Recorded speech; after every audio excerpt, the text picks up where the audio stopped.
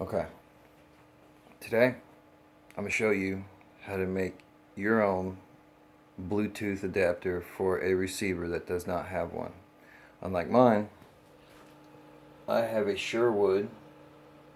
It's now out of date, but I custom install cooling fans in it and some other little parts that they forgot to mention. I took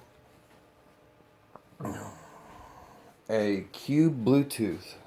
Okay, and now I done got it disassembled and everything, and took some RCA jacks and I wired the RCA jacks directly where the speaker would be.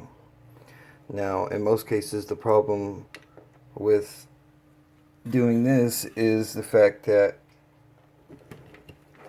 you get a distortion, an energy distortion, when you plug it in, when you take away the battery.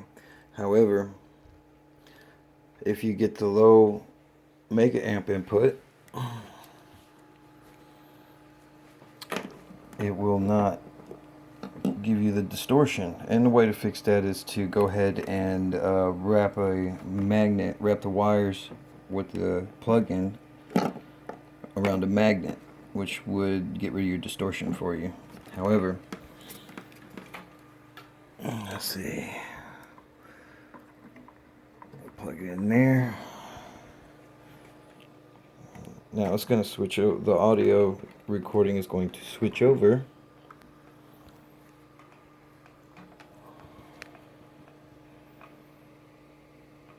That got a cheap little Samsung plug-in. That's nothing.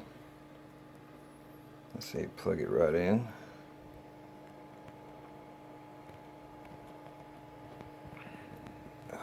Okay. Now flip it over. See, there's a little microphone right there. Turn it on. There it is. To connect. Now we're pairing. And it's a low level input. Bluetooth connected. It's a low level input, so you won't have to worry about over amping your low level RCA jacks. Enjoy.